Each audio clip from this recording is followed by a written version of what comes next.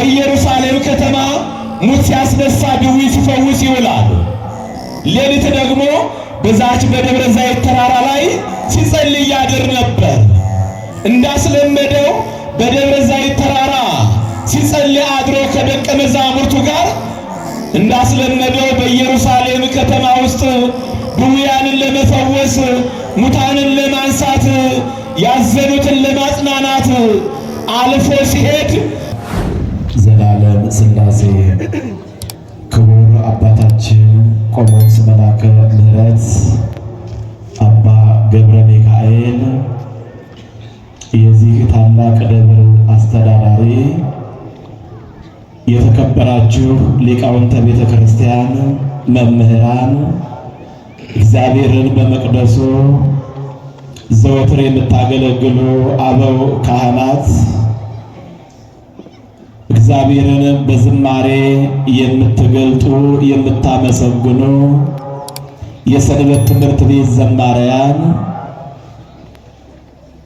ከዋክብተ መንግሥተ ሰማያት ከዋክብተ ቤተ ክርስቲያን ምዕመናንና ምዕመናት በኃያሉ በገናናው በልዑል እግዚአብሔር ስም እንደምን አደራችሁ?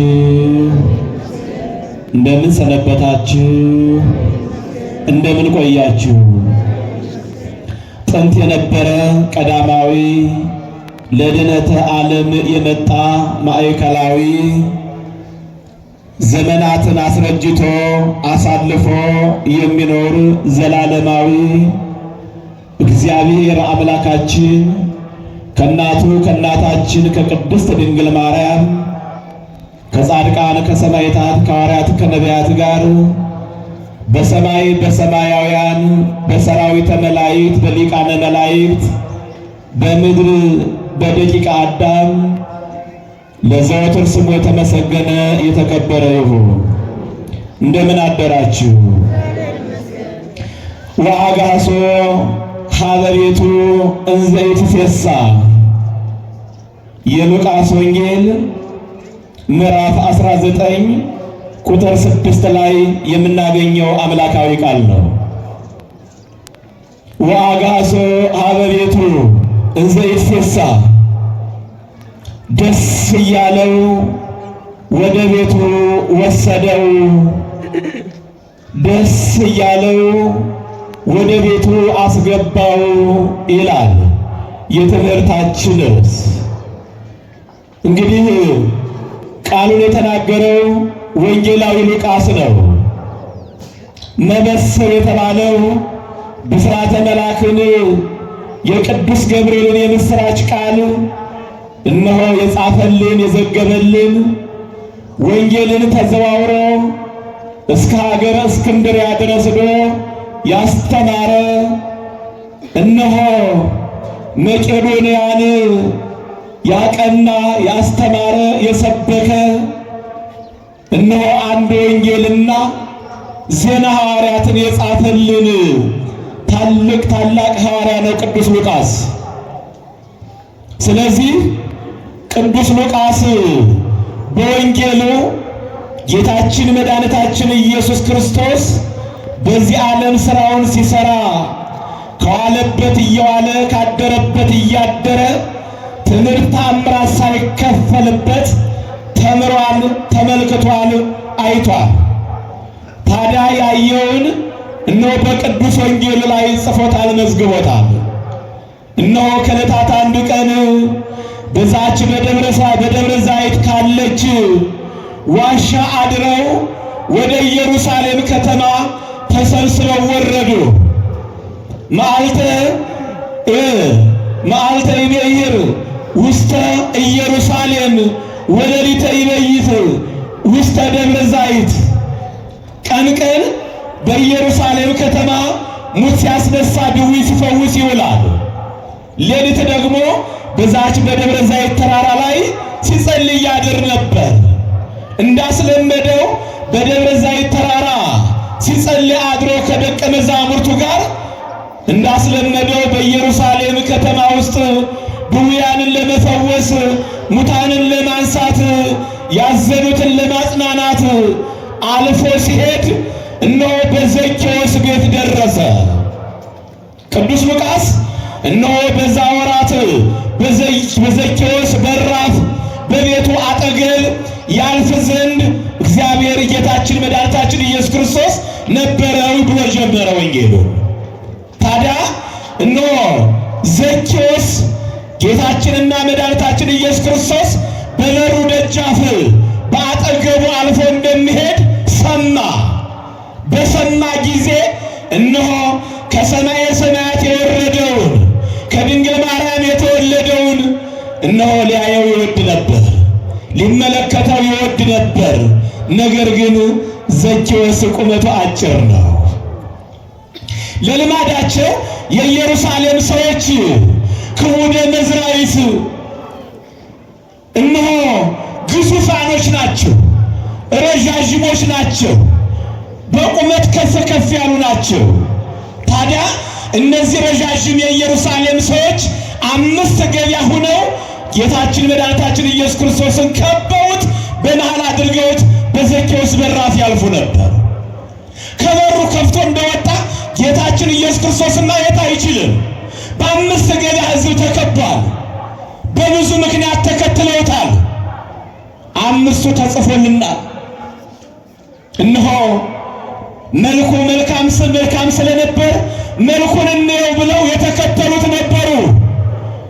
መልኩን አይተው የሚመለሱ ከመሄድበት አብረው የማይዘልቁ መልኩን ካዩ በኋላ ይመለሳሉ። ሁለተኞች ደግሞ ብንራብ ያበላናል፣ ብንጠማ ያጠጣናል ብለው የሆዳቸውን አጀንዳ ይዘው የተከተሉት ነበሩ። እነሆ አበርክቶ ካበላቸው በኋላ ውሃ አፍልቆ ካጠጣቸው በኋላ እነሆ ከሆድ ስርዓት በኋላ ይለዩታል። አብረውት እነሆ እስከ መዳረሻው ሄዱ። እነዚህ ሰዎች ከድተውታል። ሌላ ደግሞ እነሆ ቃሉን ትምህርት መስማት አለብን፣ የታመመች ነፍሳችን መዳን አለባት፣ እነሆ ከሞተ ሥጋ ከሞተ ነፍስ በጌታችን በመድኃኒታችን በኢየሱስ ክርስቶስ ትምህርት መዳን አለብን ብለው የተከተሉትን ነበሩ። ደግሞ እነዚህ በጎች ናቸው፣ እነዚህ መልካሞች ናቸው፣ እነዚህ ነፍሳቸውን ሊያድኑ የወደዱ ናቸው። አሁንም ሌሎች በተጨማሪ ብዙ ምድራዊ ሐሳብ ይዘው የተከተሉት ነበሩ። ታዲያ እነዚህ ምድራዊ ሐሳብን ያነገቡት የነፍሳቸውንም ሐሳብ ያነገቡ ተቀላቅለው ይከተሉት ነበር። እግዚአብሔር ከዚህ ያድነን በእውነት።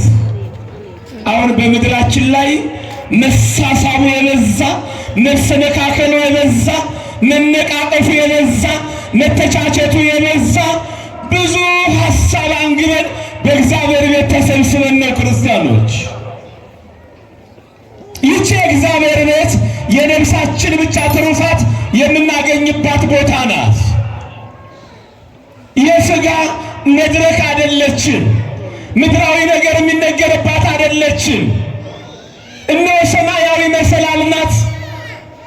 ያቺ ታላቋ የእግዚአብሔር ቤት ዛቲ ትሆታ ለሰማይ ዘየታነጽ ቤተ እግዚአብሔር ጻድቃን ይበው ውስቴታ ተብሎ የተነገረላት እነሆ የእግዚአብሔር መሰላል ናት ይህች ቤተ ክርስቲያን። ታዲያ ብዙ ምኞት ያላቸው ሰዎች ተከትለው ሲሄዱ እነሆ ሸፈኑት። የነፍስ ጉዳይ ያለው ዘኬዎስ እንዳያየው ሸፈኑት። ያን ጊዜ እነሆ የ5 ገበያ ሕዝብ ሸፍኖታል። ማየት አልችልም፣ እነሆ ፈቃዴን መፈጸም አልችልም ብሎ ተስፋ ቆርጦ እነሆ ከቁመቱ ማጠር ጋር ምክንያት አብዝቶ ዘኬዎስ አልተቀመጠም፣ ወደ መፍትሄው ሄደ። ክርስቲያኖች በብዙ መከራ ተከበን ይሆናል፣ በብዙ ችግር ውስጥ ተከበን ይሆናል። በአስጨናቂው ዓለም ውስጥ ነው ያለን።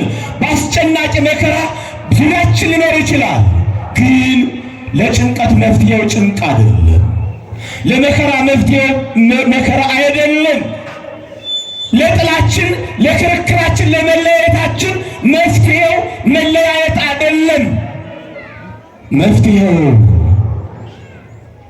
አንድ መሆን ነው፣ መረጋጋት ነው፣ ቆም ብሎ ማሰብ ነው። ዘኬዎስ ቆም ብሎ አይሰበ ከአጠገቤ ማን አለ አለ። ከአጠገቡ ከግቢው ውሃ እያጠጣ እየተንከባከበ ያሳደጋት አንዲት የሾላ ዛፍ ነበረችው። ከአጠገቡ ከግቢው ክርስቲያኖች ካጠገባችሁ የበላችሁትን በልታችሁ የጠጣችሁትን አጠጣችሁ የምታኖሩት ሰው ይኖራችሁ። አንድ ቀን የመከራ ቀን መደገፊያ ይሆናችኋል። አንድ ቀን ከአጠገባችሁ ይሆናል። መብል መጠጥ ያፋቅራል። ስለዚህ እነሆ የሚንከባከባት ዛፍ ነበረች። ከአጠገቡ አገኛት። ባይሆን ዛሬ ትጥቀመኝ እንጂ አለ። እነሆ ሁልጊዜ ከጥላው አርፋለሁ፣ ዛሬ ግን ከጥላ ከመሆን የበለጠ ጥቅም ትጥቀመኝ ብሎ አሰበና ከዛ በኋላ የወጣባት። እንደምን አረፈዳችሁ። እስኪ በአጠገባችን ያለውን በረከት ለጥቅም እናውለው። ከአጠገባችን ያለውን ወንድማችን እስኪ ለጥቅም እናውለው።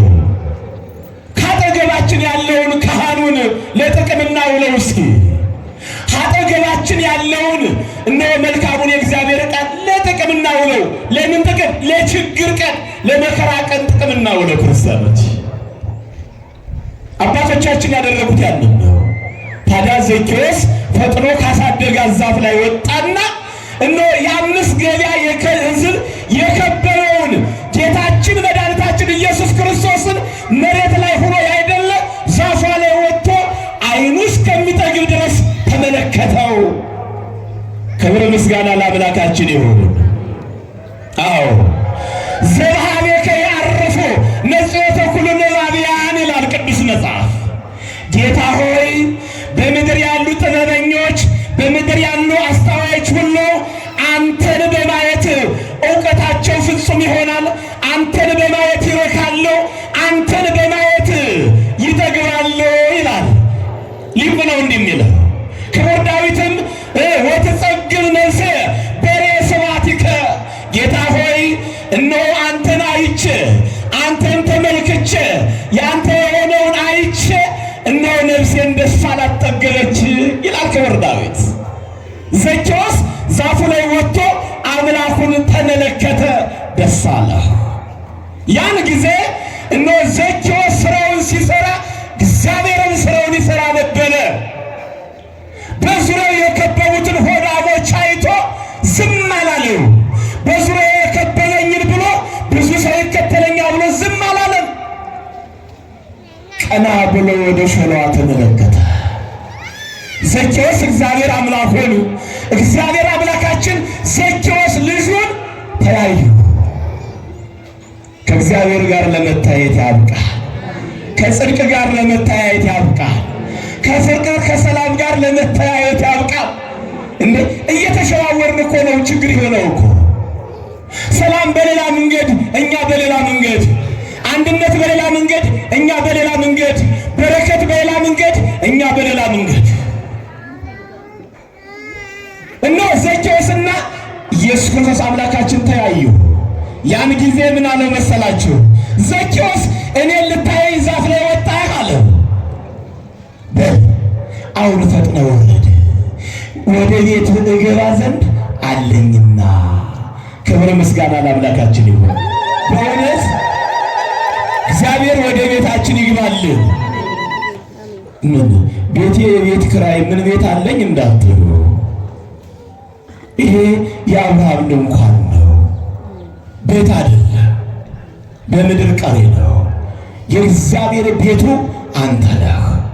የእግዚአብሔር ቤቱ እናንተ ናችሁ። የእግዚአብሔር ቤቱ እኛ ነን ክርስቲያኖች።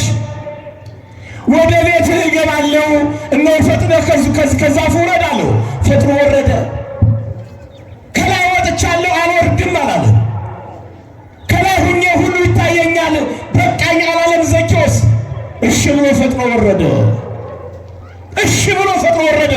ክርስቲያኖች ከክብር ወደ ክብር ቤተ ክርስቲያን ስትወስዳችሁ እሺ ብላችሁ ሂዱ።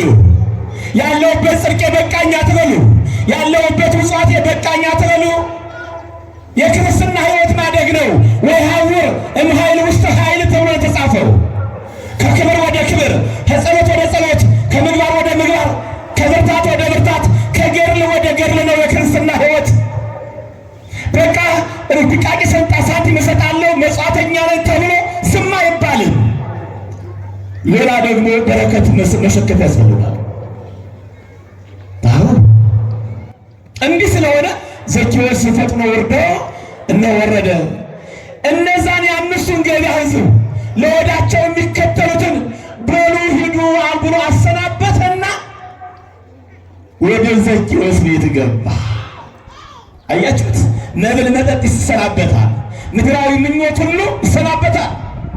በዮሐንስ ወንጌል ላይ እንደው ስለ መብልና ስለ መጠጥ ስለ ምድራዊው ነገር ሰዎች ከበው ጠይቁት፣ ለዝሰ እግዚአብሔር አብአተ መሆና ይህንስ ምድራዊውን ነገርስ የመብላት የመጠጣት ጉዳይንስ በምድር ደስ ተሰኝቶ መኖር ጉዳይንስ እግዚአብሔር አብ አሳተሞ እግዚአብሔር አብ አሳልፎታል አለ።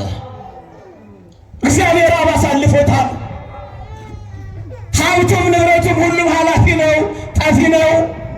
መቅደመ ክሶ መንግሥቶ ወጽድቆ እነሆ አስቀድማችሁ የነፍሳችሁን ጉዳይ ጨርሶ አስቀድማችሁ ስለ ነፍሳችሁ ስሩ፣ ሌላውን በኋላ አድርጉት። ለምን ካላችሁኝ ለፍሰ እግዚአብሔር አባተሞ መብል መጠጥ ምድራዊ ነገር እግዚአብሔር አሳልፎታል ይላል። እግዚአብሔር በናቀው እግዚአብሔር በተወው ነገር ክርስቲያኖች ብዙ አድርገን እግዚአብሔር ያዙት ወደ ዓለም መሄድ ያስፈልጋል። ስለዚህ ወረደለት፣ ወደ ቤቱ ገባ። ተያይዘው ከዘኬዎስ ቤት ገቡ። ተያይዘው አብረው ከአንድ ላይ ወደ ዘኬዎስ ቤት ገብቶ እግዚአብሔር አምላካችን ዘኬዎስን እፎ ሀለወትከ እንደምን ሆነ ትኖራለህ አለው። እንደምን ሆነ ነው የምትኖረው? በዚህ በኢየሩሳሌም አኗኗር ምንድን ነው አለ። ሁለት ነገር ነገረው። ስንት ነገር? ያዙልኝማ ሁለቱን። ዘኬዎስ ተጠይቆ የመለሰው ምን አለው መሰላችሁ? ወናሁ መንፈቀ ነዋየ እሆም ለነዳያን አለ። የገንዘቤን ግማሽ። እንግዲህ ዘኬዎስ የቀራጮች አለቃ ነው፣ ታላቅ ሰው ነው፣ ባለጸጋ ነው። ምን አለ? ወናሁ መንፈቀ ነዋየ እሆም ለዘአልቦቱ፣ የገንዘቤን ግማሹን ለቸገራቸው ሰዎች ሰጣለሁ። ብቻዬን አልበላም አካፍላለሁ፣ ብቻዬን አልለብስም አካፍላለሁ፣ ብቻዬን ደስ አልሰኝም አካፍላለሁ፣ ብቻዬን አልኖርም አካፍላለሁ አለ ዘኬዎስ። አሁን ለካንም ዘኬዎስ ስራውን እየሰራ ነው የሚኖረው። የገንዘቤን ግማሽ ለነዳያን እሰጣለሁ፣ ሁሉ ዘይብከ ሲቆም ለዘአልቦቱ ያለውን ፈጽሟል። ሌላስ አለ። ሁለተኛ ደግሞ ወእመሂ ቦ ዘገፋይክዎ፣ እነሆ ሰው ነኝና በምድር ነው የምኖርና የበደልኩት ካለ ያንገላታሁት ካለ በነገር ሁሉ ያልተመቸሁት ካለ ሳላውቅ ያጠፋሁት የበደልኩት ሰው ካለ አለ እፈድዮ ለለአሐዱ አርባዕተ እደ፣ ስለ አንዱ ፈንታ 4 እጥፍ አድርጌ የበደልኩትን ሰው እክሳለሁ አለ ዘኬዎስ። አያችሁት? የሀብቱን ግማሽ ለነዳያን፣ ደግሞ ተሳስቶ የበደለው ሰው ካለው ደግሞ 4 እጥፍ ይክሳል የበደለውን ሰው። አያችሁ? ቤተ ክርስቲያን እኮ የምትለው የቀማችሁ መልሱ፣ የበደላችሁ ካሱ፣ የተጣላችሁ ታረቁ፣ የራቃችሁ ቅረቡ። ቤተ ክርስቲያን ትምህርቷ ሲጠቀለል ሲጨመቅ ይሄ ነው። ዘኬዎስ የበደልኩትን እክሳለሁ አለ።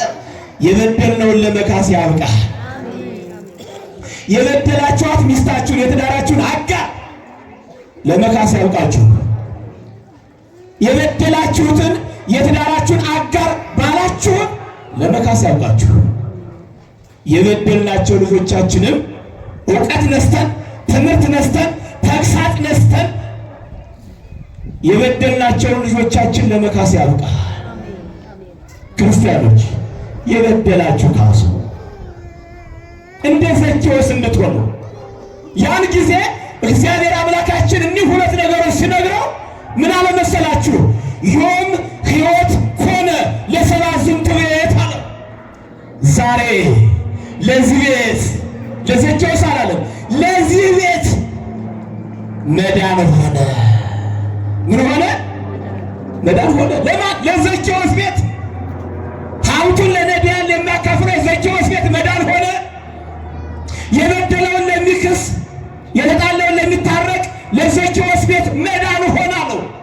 ለእርሱ ብቻ አይደለም፣ ለሚስቱ የትዳር አጋሩ፣ ለልጆቹ፣ ለዘመዶቹ፣ ለወገኖቹ እነሆ መዳን ሆነ። እስመ ወልደ አብርሃም ውእቱ፣ መዳን የተደረገለት ደግሞ እንዲሁ በከንቱ አይደለም። እስመ ወልደ አብርሃም ውእቱ፣ የአብርሃም ልጅ ሆኗልና። የማን ልጅ ሆኗልና? አይሰማኝም። የአብርሃም ልጅ ሆኗልና ሕይወት ኮነ ለሰብአ ዝንቱ ቤት፣ ለዚህ ቤት መዳን ተደረገለት አለ። አዎ አብርሃም እንደምታውቁት ሀብቱን ንብረቱን ብቻውን አልተጠቀመበትም። ከችግረኞች ጋር ተጠቅሞበታል። ቤተ እግዚአብሔርን ሰርቶበታል። ደግሞም የበደላቸው ካለ አብርሃም ክሶ ነው ያለፈው። ሰውን በድሎ አልሞተም። ሰውን አስለቅሶ አልሞተም። ሰውን ቀምቶ አልሞተም አብርሃም። ታዲያ የአብርሃምን ስራ ሰርቷልና እነሆ ለቤተሰቦቹ ለዚህ ሰው ድነት ሆኖለታል አለ። የአብርሃም ልጆች ለመሆን ያብቃል። እስመ ወልደ አብርሃም ውእቱ።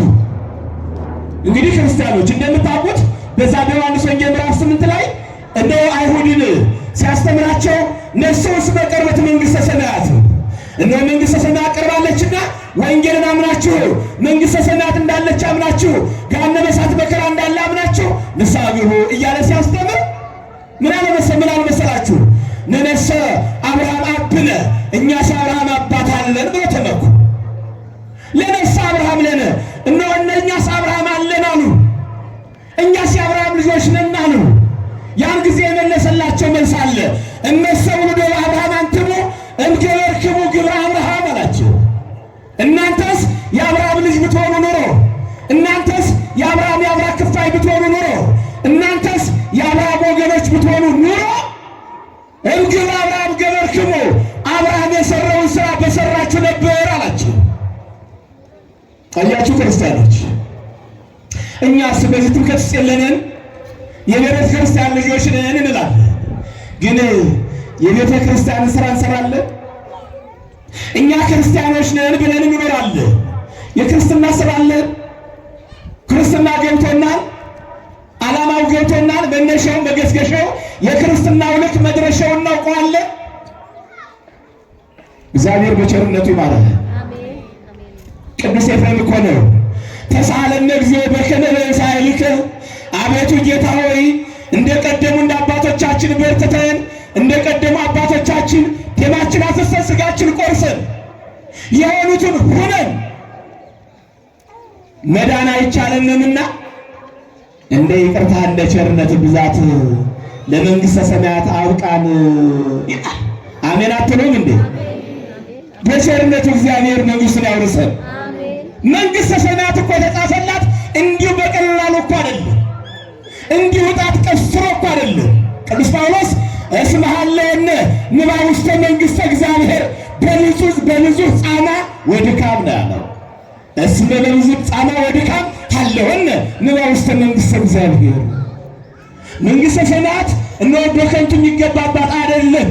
ደማችን እስከ ማፍሰስ፣ ላባችን እስከ ማፍሰስ፣ ስጋችን እስከ መቁረስ፣ መከራውን እስከ መታገስ እንደ አባቶቻችን ደርሰን ነው ይላል።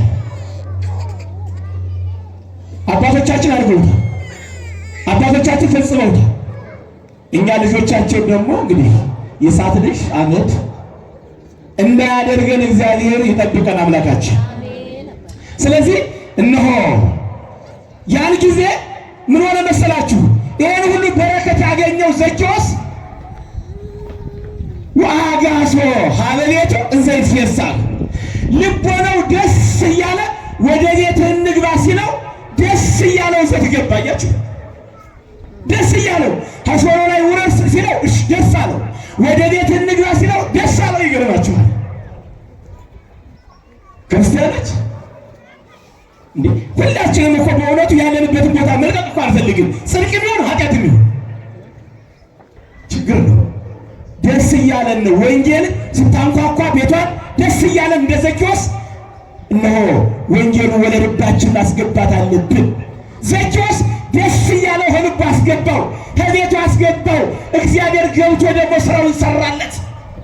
ኧረ ክርስቲያኖች ወንጌሉ ወደ ልባችን ካልገባ በጆሮአችን ፈሶ ከቀረ ስራ አይሰራም። ወንጌሉ በጆሮአቸው ገብቶ በልቦናቸው በደስታ የተቀመጠላቸው ሰዎች ዛሬም መጽዋቾች ናቸው። የነ አብርሃምን ስራ ይሰራሉ፣ የነ ጳውሎስን ስራ ይሰራሉ፣ የነ ዘካርያስን ስራ ይሰራሉ፣ የነ አባጦስን ስራ ይሰራሉ። ለምን? ወንጌሉ በልባቸው የገባላቸው ሰዎች። እንዴ በሽተኛ እኮ መድኃኒቱ ትክክል አይድንም እኮ አይድንም፣ ሲውጣው ወደ ልቡ ሲገባ ነው። ቃሉ በቃ እንደ ሰሚዮ ነው የሚባለው። ሰምቶ መሄድ ብቻ ዝም ብሎ ዘምሮ መሄድ ብቻ። በመዝሙሩ አንጽናና። ከዚህ ስንወጣ እነሆ የተሰበከውን ስብከት እንረሳዋለን፣ የተዘመረውን ዝማሬ እንረሳዋለን። መልሰን ወደ ችግር እንዴ ወደ ልባችን እናስገባው። ከዚህ ያረጋጋን የእግዚአብሔር ወንጌል ቤታችንም ውስጥ ያረጋጋን እንጂ ከዚህ ያረጋጋን የእግዚአብሔር ወንጌል ስራ ቦታችንን ችግር ሲገጥመን ችግራችን ይፍታልን እንጂ እንደዛ እኮ ነው። ለምን እዘነው ስለማንሄድ ነው። ደስ ብሎን በልቦናችን አስገብተነው ስለማንሄድ ነው። ከዚህ ስንወጣ ሰላም፣ ከዛ ስንወጣ ደግሞ ሁከት ውስጥ የምንገባው እንደዛ እኮ ነው። እንደምን አረፈዳችሁ? እየጨረስኩ ነው ትምህርቴን። እግዚአብሔር ሁላችንም የአባቶቻችን ስራ ሰርተን እንድንሄድ ይፍቀድልን። ከዘኬዎስ ቤትስ እግዚአብሔር መጥቶ አንኳኩቶ ነው የከፈተለት። እኔ መች መጣ እንዳትሉት በዛ በራዕየ ዮሐንስ ምዕራፍ 3 ላይ እግዚአብሔር አምላካችን ለሰባቱ አብያተ ክርስቲያናት እንዲህ ብለህ ጻፍ ስደድላቸው ብሎ ቅዱስ ዮሐንስን አዞት የጻፈው አንድ ቃል አለ። እንዲህ ይላል ወአንሰ ለለ አፈቅር ኢየሱስ ወእምክር ይላል።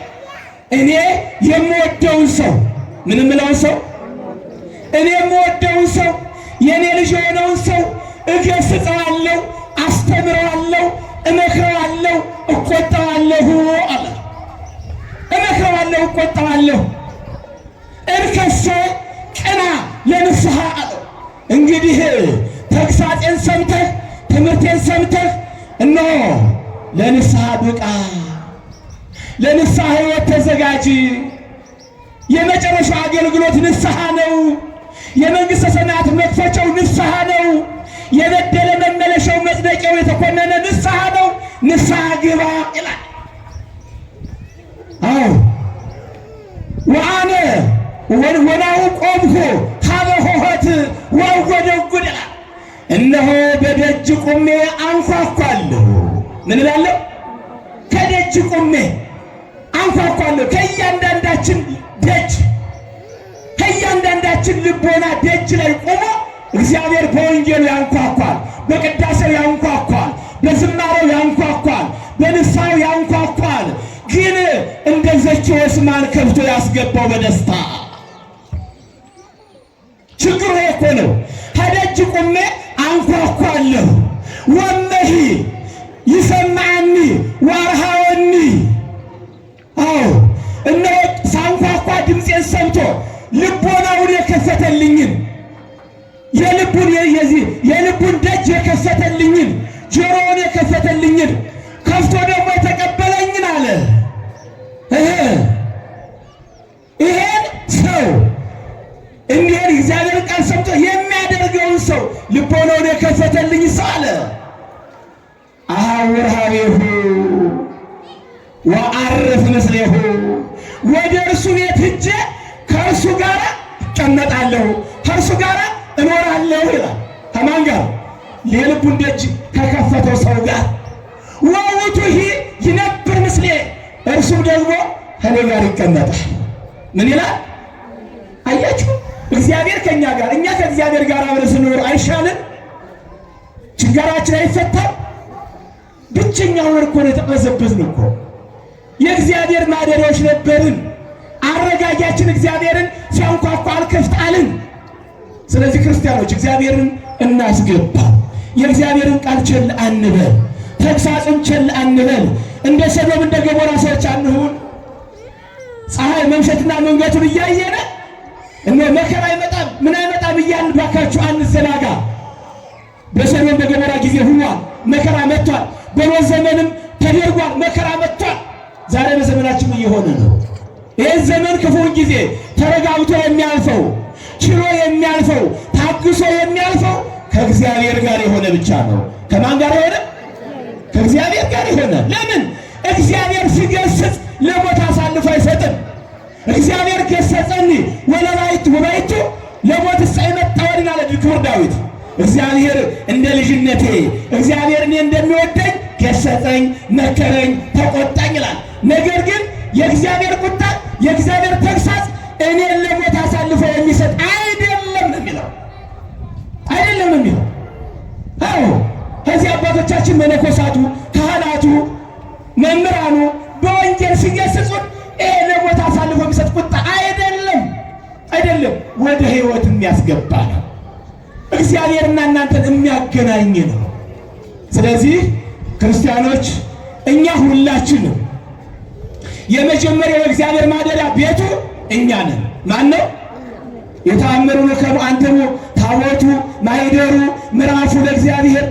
እናንተ ክርስቲያኖች ሆይ የእግዚአብሔር ማደሪያዎች፣ የእግዚአብሔር ቤት፣ የእግዚአብሔር መኖሪያ እንደሆናችሁ አታውቁ ይላል ቅዱስ ጳውሎስ። አይምሩ እወቁ። እባካችሁ እኛ የእግዚአብሔር ማደሪያ ነን። እኛ የእግዚአብሔር ቤት ነን። እኛ የእግዚአብሔር መኖሪያ ነን። እባካችሁ ታዲያ ወደ መኖሪያው ወደ እኛ እግዚአብሔር ሲመጣ ደስ ብሎን እናስገባው። ደጃችን ከፍተን እናስገባው። አትምጣብን ብለን አናባረው። በድሃ ላይ አድሮ ይመጣል። በስደተኛ ላይ አድሮ ይመጣል። በችግረኛ ላይ አድሮ ይመጣል። በቤተሰብ አድሮ ይመጣል። በትዳር አጋር አድሮ ይመጣል። በአባቶቻችን እግዚአብሔር ባስቀመጠልን ትላልቅ ሰዎች አድሮ ይመጣል እግዚአብሔር። ያን ጊዜ ልብን ከብቶ መስማት ማስገባት ይገባልና እንደ ዘኬዎስ ቤታችን ራሳችን ብቻ አይደለም ቤታችን በሙሉ እንዲድን። እንዴ አንዳንድ እኮ ሰነፍ ሰው አለ፣ ይገርማችኋል። ባሏን አስተኝታ ብርድ ልብስ ጨምራ እሷ ቤተክርስቲያን የምትወጣ ልጅ አለች እኮ የለም እንዴ? አዎ በልተኛ እንግዲህ መቼም አንተ አይሆንልህም ብላ መካከራ አትነሳም አርፈድ ብላ ወደ ቤተክርስቲያን ትመጣለች። እሷ ድና ብቻዋን ብትሄድ እሱ ካልዳነ ምን ዋጋ አለው? ተመልሶ ጭቃ ነው የሚለው እኮ። የነ ዘካርያስና የነ ኤልሳቤጥ እኮ ቅዱስ ሉቃስ ሲላቸው ክልኤዎሙ ጻድቃነ እሙንቱ ነው የሚለው። ሁለቱም ጻድቆች ነበሩ ነው የሚለው። የተረጋጋ ቤተሰብ የሚሆነው ትዳራችሁ የሚሰምረው ጉርብትናችሁ የሚሰምረው ሁሉ ሰላም የሚሆነው ሁሉም ጻድቅ ሲሆን ነው። ባልሽን አስተኛሽ አትምጪ፣ አብረሽ ዘሽ ወደ እግዚአብሔር ይምጣ፣ ከአንቺ ጋር አብሮ ይማር። መንፈሳዊ እድገታችሁ እኩል ይሁን። መንፈሳዊ እሴታችሁ እኩል ይሁን። እግዚአብሔር ጋር የምኖራችሁ ስሜት እኩል ይሁናል። አብራችሁ ዝማሬውን ስሙ፣ አብራችሁ ቅዳሴውን ስሙ፣ አብራችሁ ተልእኮተ እግዚአብሔርን ፈጽሙ ባካችሁ። አዎ እንደዛ እኮ ነው እየሆነ ያለ። ስለዚህ ክርስቲያኖች አደራችሁ፣ ለዛ እኮ ነው አሁን እንዲሁ የተማረ ሰው ስራ ልስራ ይላል። መንፈሳዊ ለድሃ ልስጥ ሲል ባል ትነሻትና ይላል። አልተማረማ አይፈረድበትም። ባል ደግሞ ስራውን እንዲሰራ ሲል ደግሞ እንደ ሚስት ልጆችን ለዛ ግዴታቸው እንዲህ እኮ ነው። ስለዚህ ክርስቲያኖች ሁላችሁም በበረከት እንድትጎበኙ ቤቱ እንዲድን ስሩ። ወአጋሶ ሀበ ቤቱ እንዘ ይትፌሳህ፣ ደስ እያለው ወደ ቤቱ አስገባው ይላል የትምህርታችን ርዕስ። የመከረን ያስተማረን እግዚአብሔር ስሙ የተመሰገነ ይሁን። ወስብሐት ለእግዚአብሔር። ይቆየን።